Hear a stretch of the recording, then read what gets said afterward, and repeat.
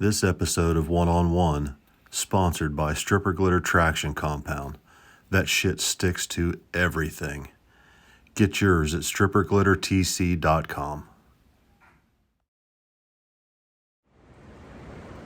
What's up, everybody? It's Tuesday. I'm out here in the shop today, draining the water out of the old 55. It's time to get antifreeze and everything. It's getting cold up here. Wind's blowing today. It's snowing in northeastern Ohio. I'm not looking forward to this stuff at all. But anyway, while I'm out here working on stuff today, getting antifreeze in all the cars and working in the shop, I'm going to let you guys watch this interview with Bryan Joseph. Bryan was at the hole this weekend down in Albany, Georgia, US 19 dragway, and he was flagging.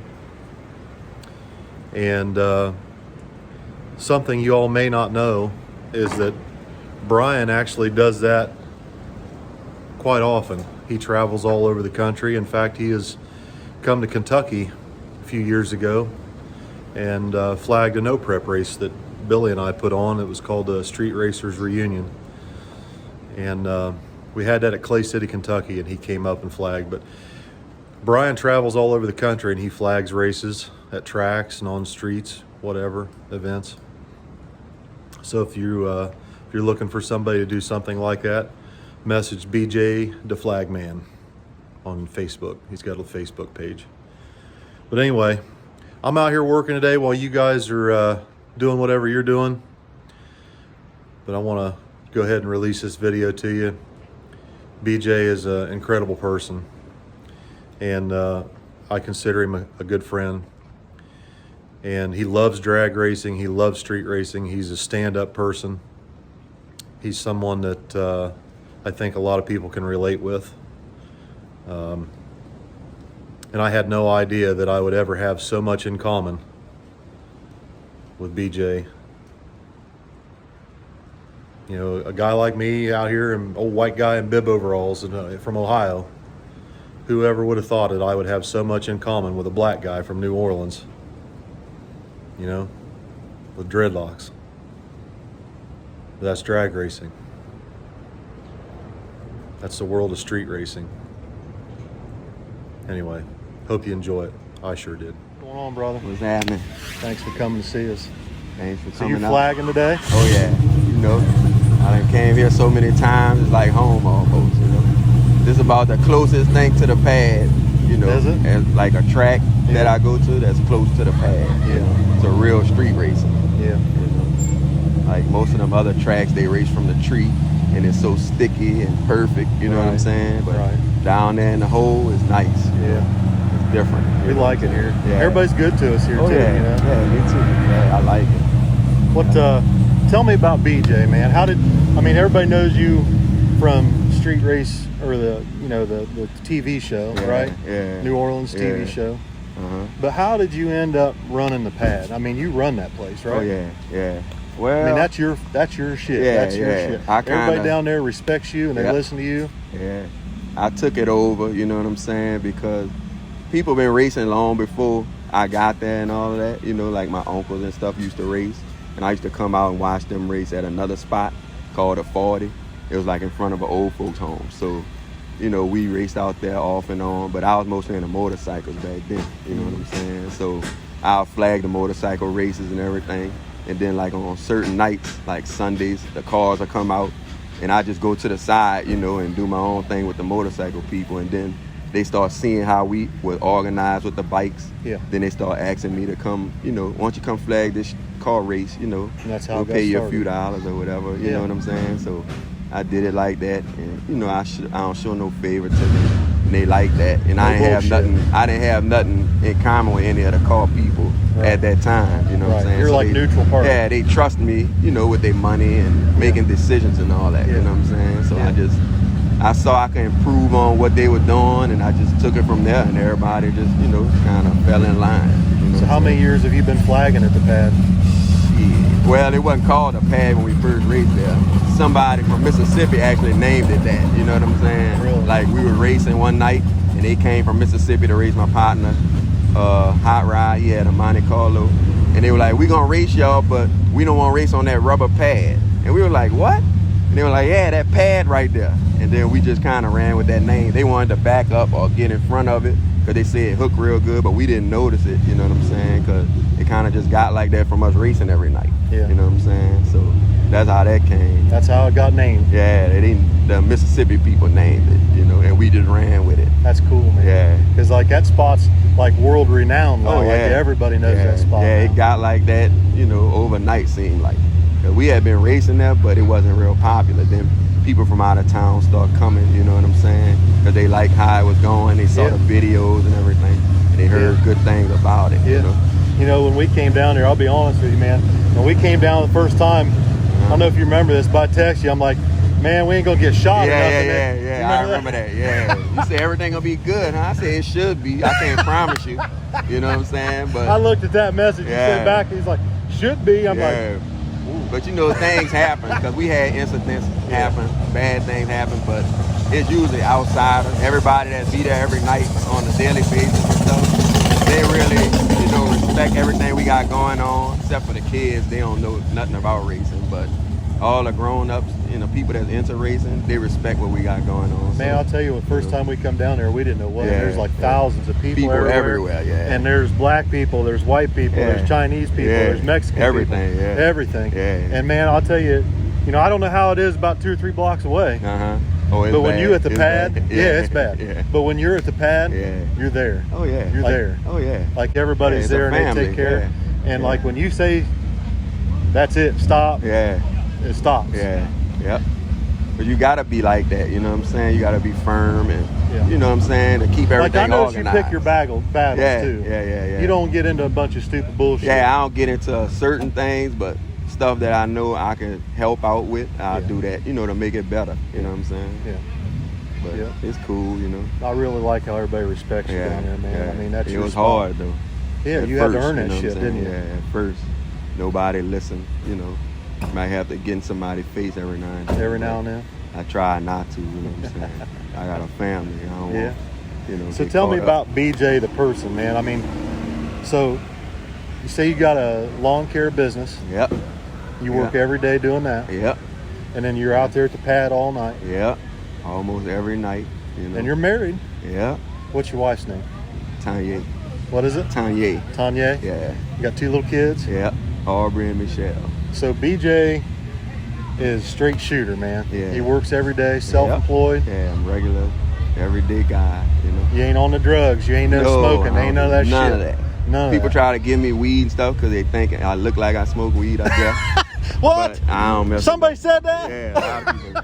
Yeah, they give me all kind of stuff, but I don't mess with no drugs, you know. It's important, man, because I mean, I don't know you real well. Just when we come down, and I always know you're a straight shooter, and I don't see you ever fuck with that stuff. No.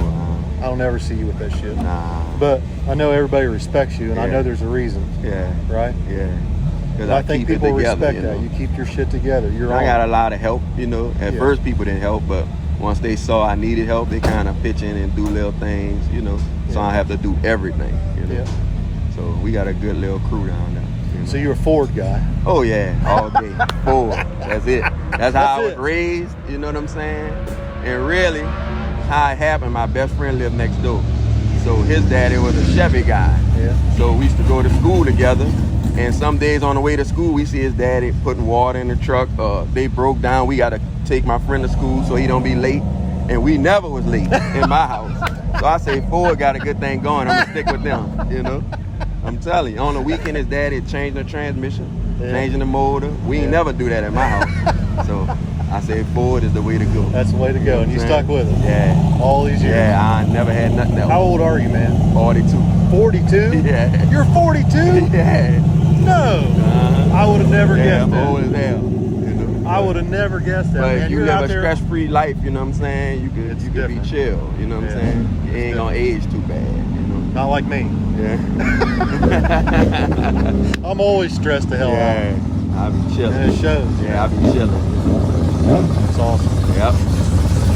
Tell me a little bit about the show, man, when they were filming down there. What was that like? It was different. like it was crazy. It wasn't like real street racing like I'm used to. You know what I'm saying? I'm used to running the show, but we had to listen to what producers say and you know, and all that kind of stuff. So I ain't really. So it's a little different. I wasn't into that, but you know, I did it. But it takes a lot long on a race. It takes forever. And people don't realize when they watch it on television. Not like I know anything about it, but I'm just saying, when you watch it on television, it seems like it goes real quick. But in real life, when they're filming that shit, it ain't like that. No, it might take. If we do 8 races, we have to be there at 9 o'clock. We might finish at 6 in the morning. That's crazy. Just for those 8 races, because you got to do interviews and they got to put cameras on everything and, you know, all kind of stuff. Yeah. Then they got to wait for certain safety things to happen on the street. We just have it already together, you know, being told what to say and how to say it and start drama on this person. You know, I'm trying to stop drama, not start it. Yeah. But it did a lot for what we do for the pad and for street racing. So I'm grateful. I mean, it's done a lot for not only you guys, but just the sport in general. Yeah.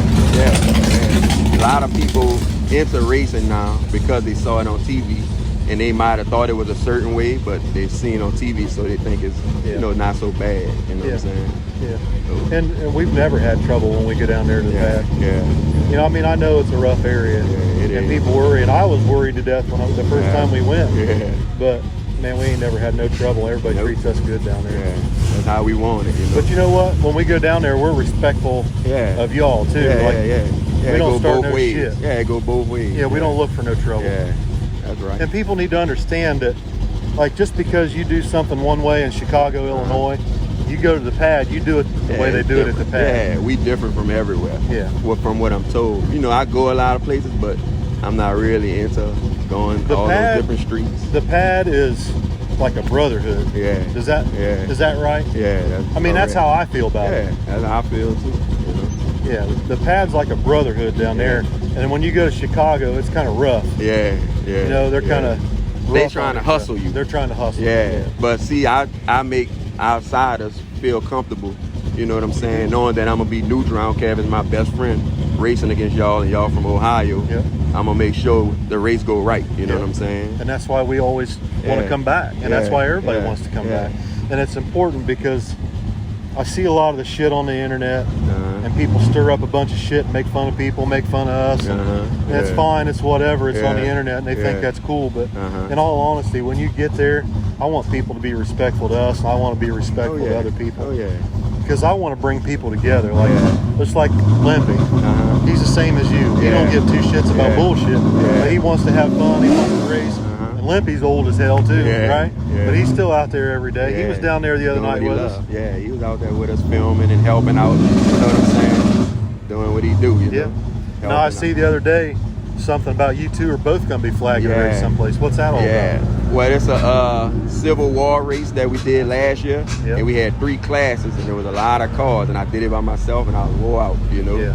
I don't get tired, but I get told me that. Sleepy. You told me that a long time ago. I don't get tired. Now, my body don't get tired, just my brain. I've been sleepy, you know what I'm saying? So I was constantly flagging all them cars, and then he had 5 classes this year, so he kind of brought it to my attention that we need to do something, you know, get somebody else, and ain't nobody else close to me but him, you know what I'm saying, that I feel like can run a race correctly.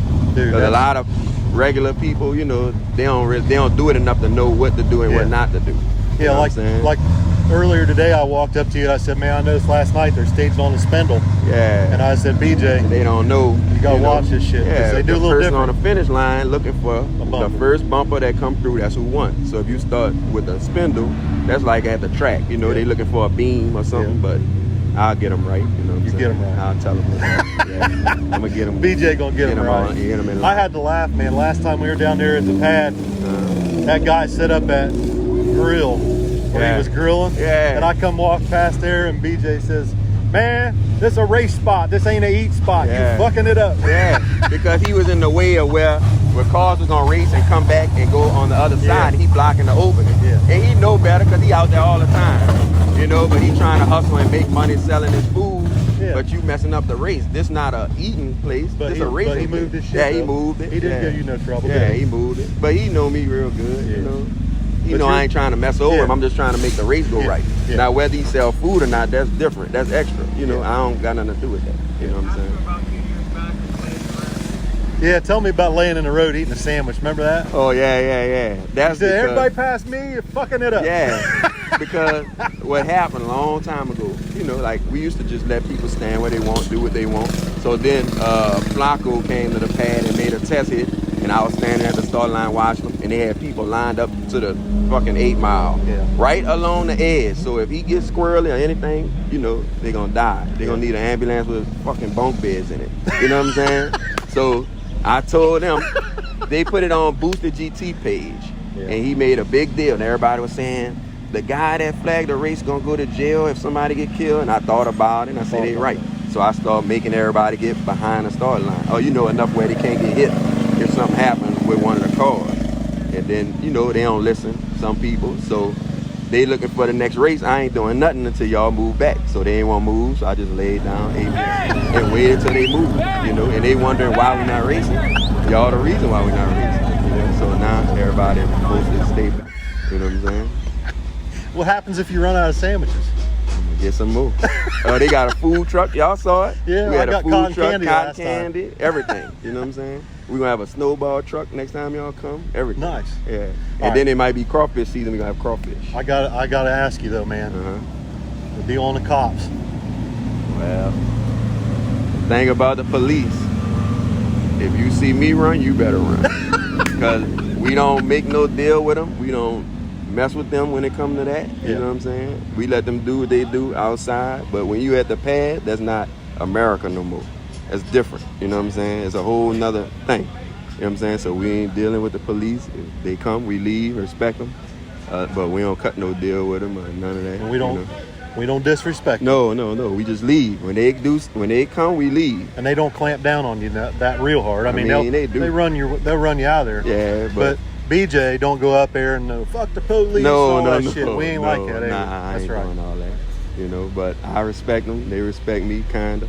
And we go out. I mean, they know who you are. Oh yeah, they brought me to jail many times. Have they really? Oh yeah. Seriously? At our old spot, one day I was racing, and they pulled up behind me and they brought me to jail. So then 2 days later, I was flagging a race, and the same police saw me, and he just told me, "Come here, get in the car." I got in the car. He let somebody bring my car home for me. I went to jail again in 1 week, man. In 1 week. Yeah, and it was like the day before Mardi Gras, so I had to be in there till Monday. You know, the next Monday. I know what that's like. Because, you know, they had a lot of drunk people and all Believe that. Believe it or not, I've been to jail myself. So then the police told us. I know what that holiday weekend shit's all it's about. bad. If you go to jail around that time, you're going to be there. You're going to be in there for a few days. So police told me, he said, every time I see you, you're going to jail.